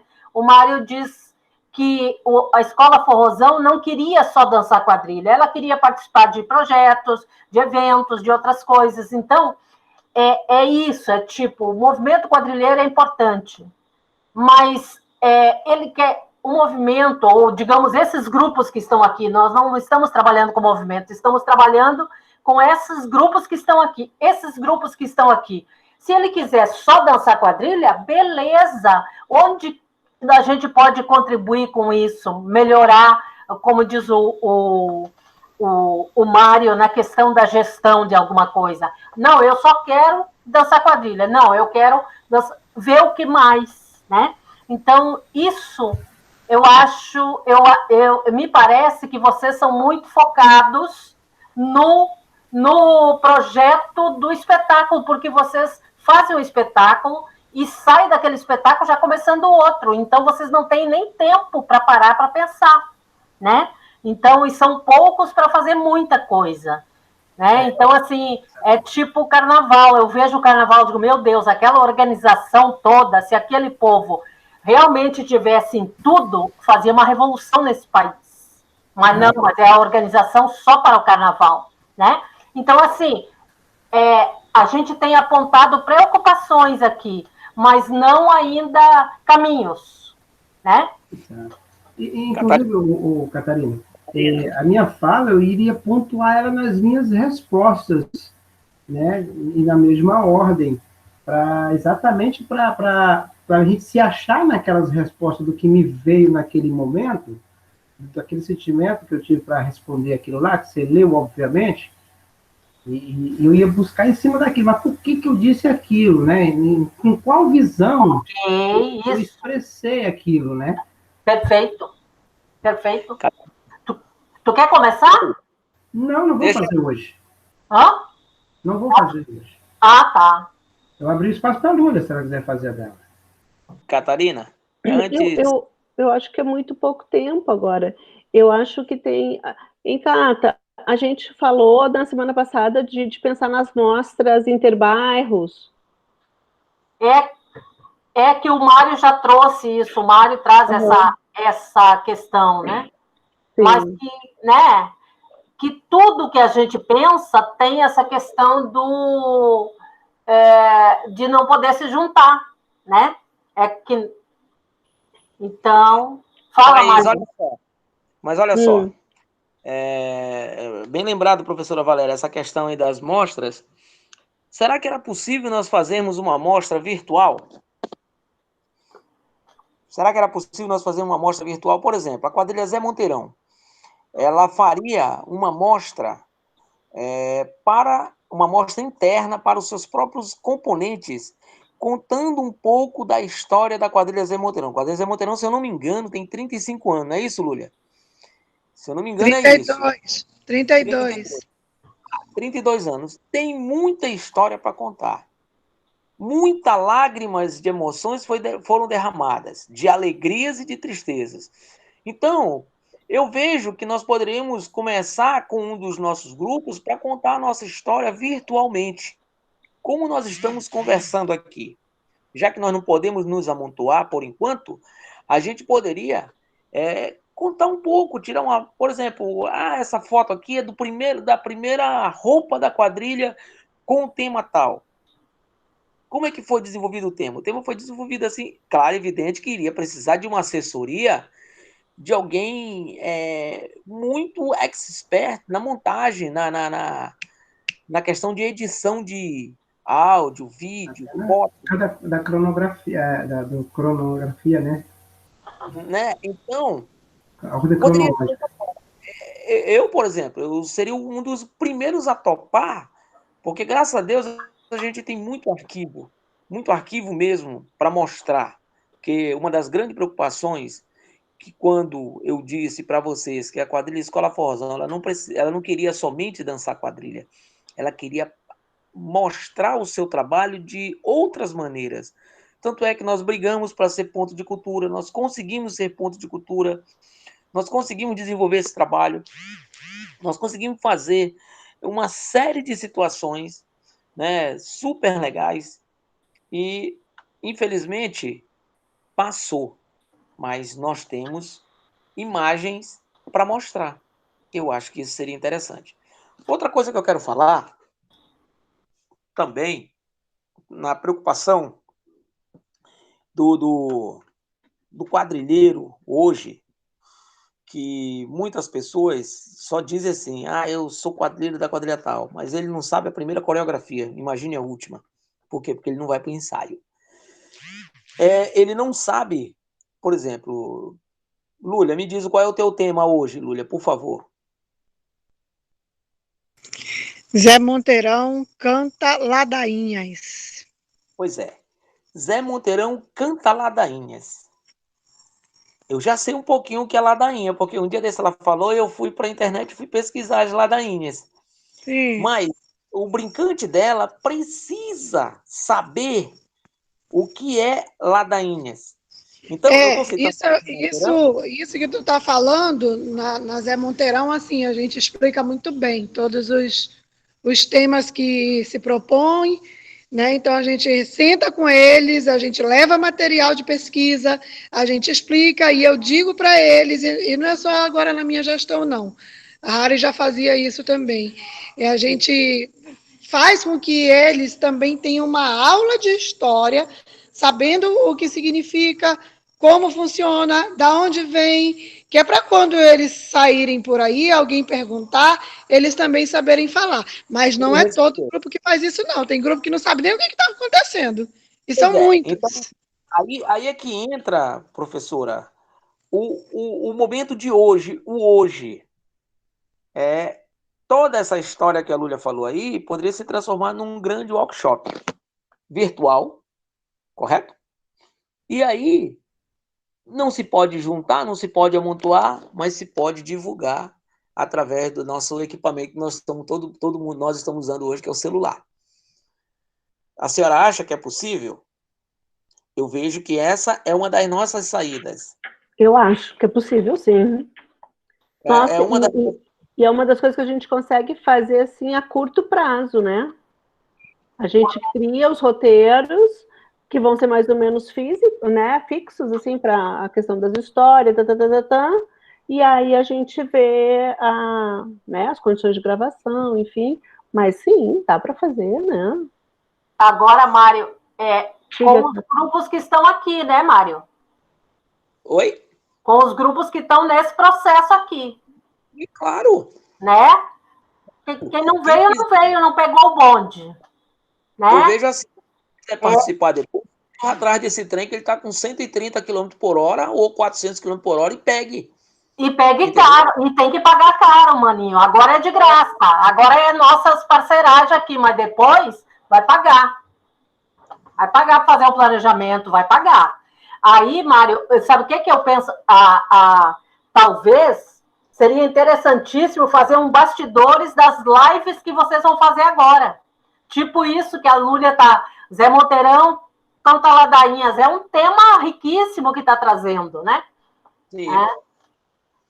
É boa. Por exemplo, o nosso tema esse ano é Que saudade do meu São João. Sabe?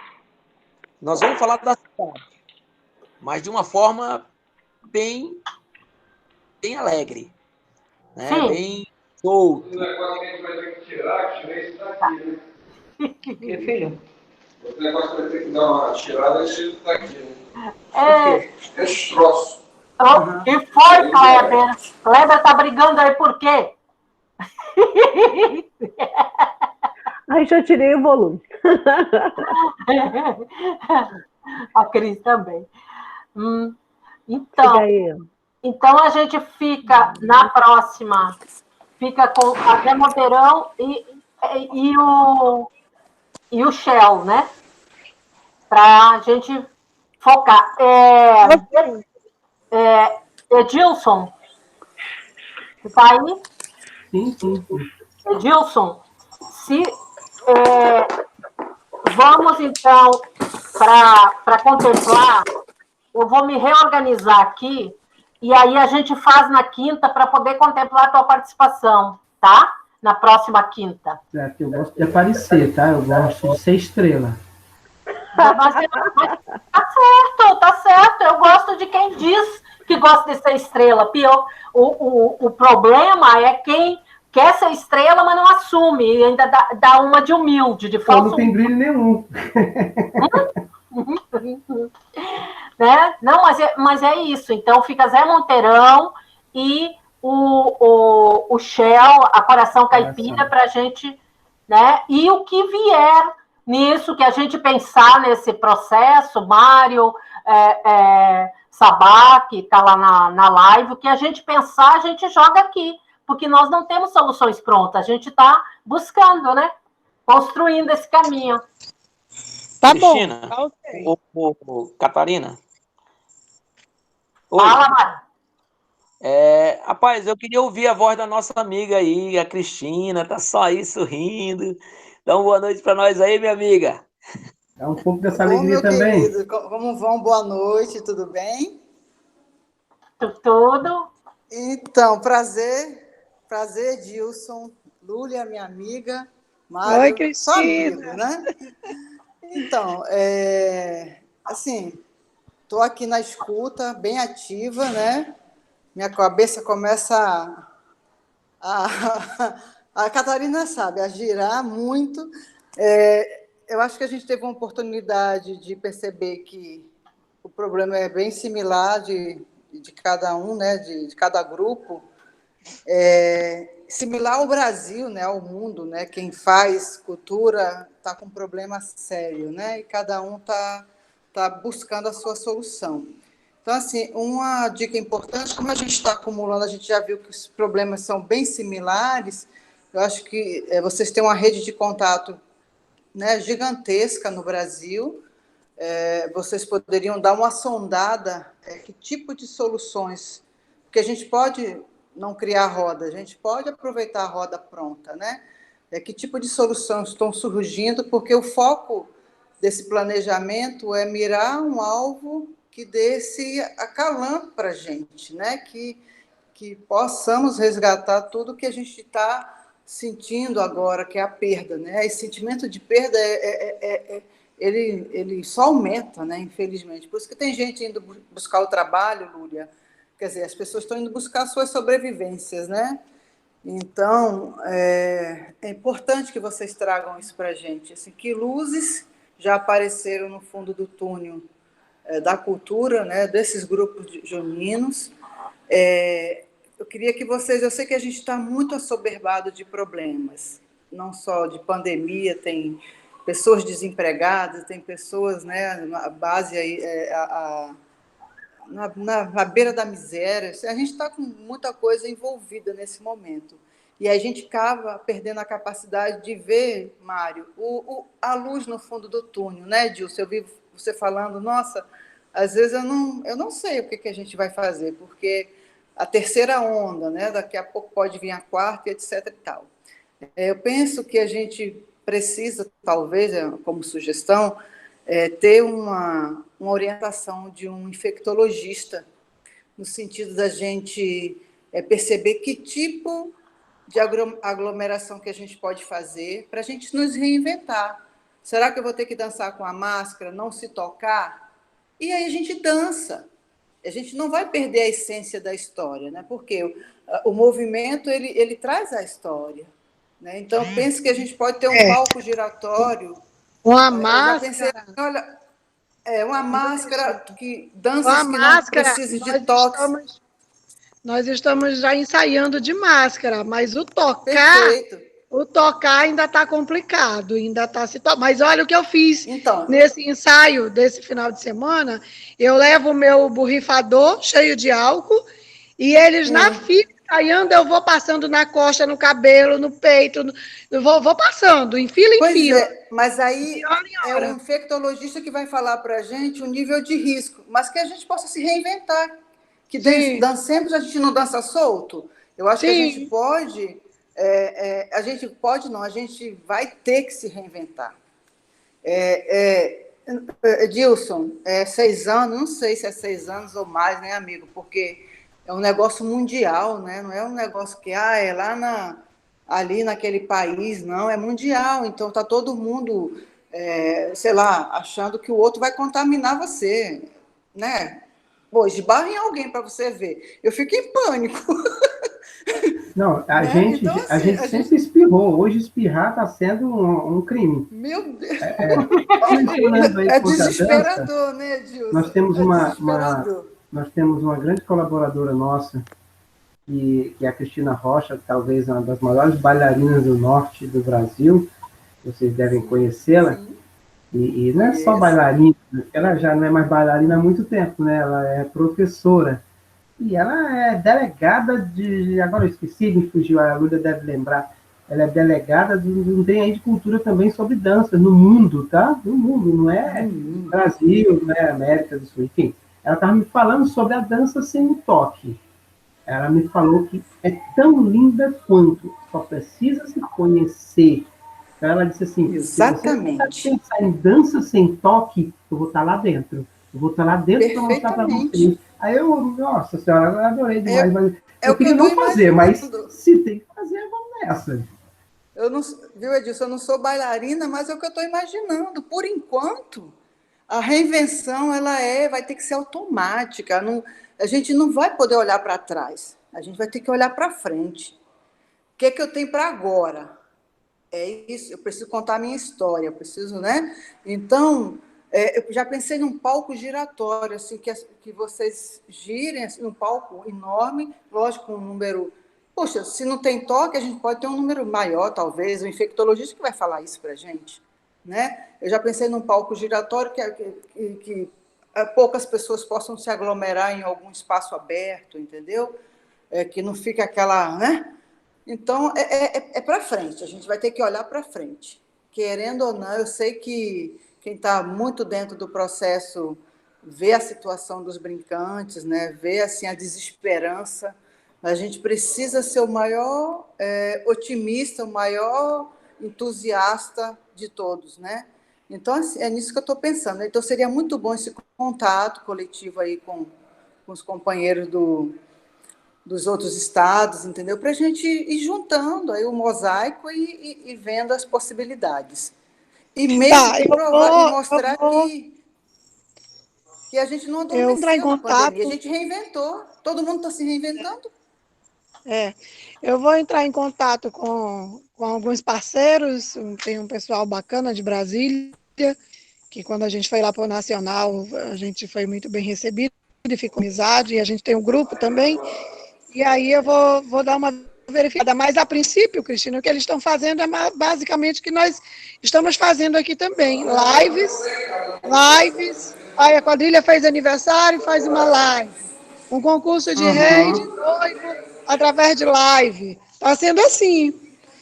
Mas Perfeito. essa Olha, situação, não estão fazendo da evento e dança, limitando o número de entrantes, né? Aí um palco giratório, sem toque, né? Tem que proteger os brincantes, tem que ser os mais protegidos. Eles são os artistas principais, né? Então, vamos. Eu acho que a gente não vai perder a essência. A gente vai inovar e vai surpreender a sociedade, entendeu? Deixa eu só passar uma informação aqui. Sim. A respeito, ver o que os parceiros lá de fora estão fazendo. Exato. Nós estamos no mês de maio, finalizando maio, eu acho que foi março. O Naldinho Flores, lá da Paraíba, me ligou e me perguntou, Mário, como é que vocês conseguiram montar a live da prefeitura?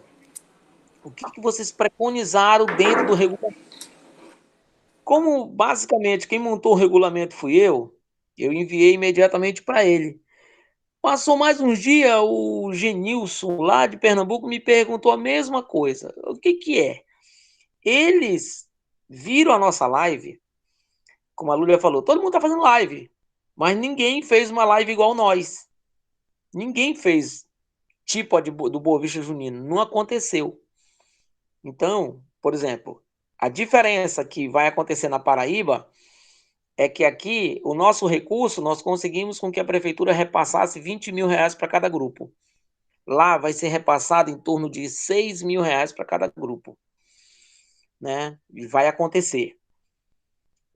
Em Pernambuco, o Gil ele ainda não me disse se vai ter o recurso. Ele disse, não estamos nem ligando para o recurso aqui, mano. Nós queremos é fazer. Nós queremos é que o nosso grupo se movimente. Porque, gente, quem é da cultura popular sabe do que eu estou falando. O negócio é apertado, viu? Você não pode ouvir um batido de um zabumba, um triângulo tilintando, uma sanfona chorando que você quer pular na fuar. Não quer nem saber o que vai acontecer amanhã com você. A ideia da Cristina de fazer uma quadrilha junina sem toque, eu acho que é um experimento que tem que ser visto. E, Cristina, eu vou fazer todas as possibilidades. O que acontece com uma coreografia que nós estamos montando? Eu vou ver o que acontece. Tá? Eu também vou experimentar. Vou ver alguma coisa nesse sentido. Tem que começar de alguma forma e começar a conscientizar os brincantes, porque o que eu vejo, e a minha preocupação, como eu falei aqui no início, é exatamente isso. A gente vai com 24 pessoas, é muito difícil controlar o tocar, o abraço, aí os que são mais íntimos, quer beijar, é muito difícil controlar isso, é muito difícil pegar esses brincantes que estão ali, esses 24, e dizer, gente, peraí, não pode abraçar, abraçando, e ao mesmo tempo estão se pegando. Teve coreografia que foi colocada esse final de semana, que era assim, que a menina tinha que pular na cintura do rapaz para dar um giro. Né? E aí eu já fiquei preocupada com isso. Eu disse, meu Deus do céu, isso aí já é mais do que abraço. Né? Então, já até conversei com o Douglas e a Catiane para maneirar nessas coreografias do muito tocar. Eu disse, olha, gente, vamos maneirar aí, porque o negócio está crítico. Então é muito difícil fazer isso. O Edilson não quer nem ir para o ensaio, ele não quer nem ir. Eu ia tocar nesse assunto, mas ela já me entregou. Eu estou evitando o ensaio. Eu vou lá dar uma olhada no ensaio. Enfim, por isso que é ensaio. Olha o ensaio. Aí, olha só. Deixa eu dizer a coisa para vocês. Eu vou precisar sair da live, mas eu vou deixar uma coisa com vocês aqui, que é o seguinte. Vocês estão vendo a Lúlia aí? É minha presidente, eu sou vice. Tão bonita ela. Não é, Maria Cristina, Valéria, Sinara, Catarina? Não é bonita ela? Eu vou contar uma coisa para vocês, ó. Doida por mim. Doida por mim. Olha, Valéria, se tu souber o que esses meninos aprontam comigo, o que esse Mário e Sabá aprontam comigo, não é brincadeira, não.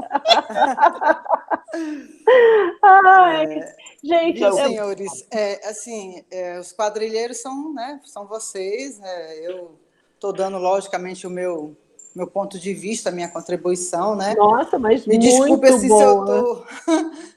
Não, Cristo chegou na hora certa e falou bem, nossa, essa ideia, né, de uma coreografia sem toque.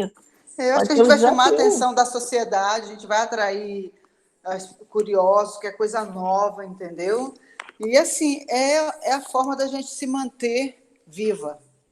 Eu acho que criando. E, assim, é nesse sentido que eu queria que quinta-feira a gente viesse mais, entendeu? Experimenta e vê as possibilidades, né? Vai experimentando para a gente abrir, assim, o coração, as mentes, né? Discutir isso. O Mário, se não consegue discutir com a federação, discute com os brincantes. Faz uma brincadeira de ideias, entendeu? Colhe ideias. Porque se tocar não pode, amigo. Pois é. Toque não pode, né? Então, assim, nesse sentido. Eu acho que também uma conversa se alguém for próximo da saúde, a gente trazer um infectologista para dar uma orientação para as lideranças das possibilidades, entendeu? Eu trabalho com uma médica aqui, num outro projeto, eu vou perguntar para ela se ela tem disponibilidade. Por favor, eu te interrompi, Lúlia, desculpe. Viu, gente? Eu também mandei um ofício aqui para a nossa Secretaria do Município, solicitando que vai uma equipe para eu fazer um teste esse final de semana nos brincantes, nos que já estão na quadra, né? Perfeitamente. Ótima Fazer um ideia. teste para a gente Ótima ideia. É isso uma aí. verificada como é que está todo É brincadeira com saúde, minha amiga. A gente tem que preservar primeiro a exato, saúde. porque tem os assintomáticos que ninguém sabe se estão, se não estão, né? E como eu digo, todo mundo volta para casa, né? Tem papai, tem mamãe, então é uma situação muito difícil. Então eu quero ver se está todo mundo tranquilinho e sempre que puder tá fazendo. Perfeitamente. Realmente. Agora, olha só, eu fiquei sabendo que aconteceu na Zé Monteirão a seguinte situação. A Lúlia levou 5 litros de álcool e quando ela deu, tinha 2 cachaceiros dela lá que já tinham acabado com álcool antes de passar na galera. Eles estavam tomando caipirinha. Então, Com álcool 90%. eu queria, antes da gente encerrar, eu queria ouvir o boa noite da mãe Dora e da Sinara, que tem acompanhado todos os processos aqui, imagino o aprendizado, né, mãe Dora? Muito, muito mesmo. Está sendo assim gratificante a gente ver que as dificuldades que cada um está repassando mostra que todos nós passamos, e isso é muito importante, a gente já vai tendo um aprendizado com eles também, né? De buscar saídas para essa situação que todos nós vamos viver e ainda não temos a previsão de até quando, né? Então, eu já estou aqui buscando também para a minha situação, da minha direção de casa, como uma zeladora.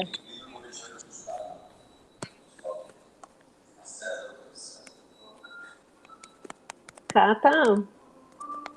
Então podemos nos despedir agora com um combinado, então, que a semana que vem é o Zé Monteirão que toma a palavra. Pode ser? Ok, tranquilo, confirmado. Vou preparar direitinho para a gente. Tá certo, então tá. Pessoal, então, boa noite, obrigada.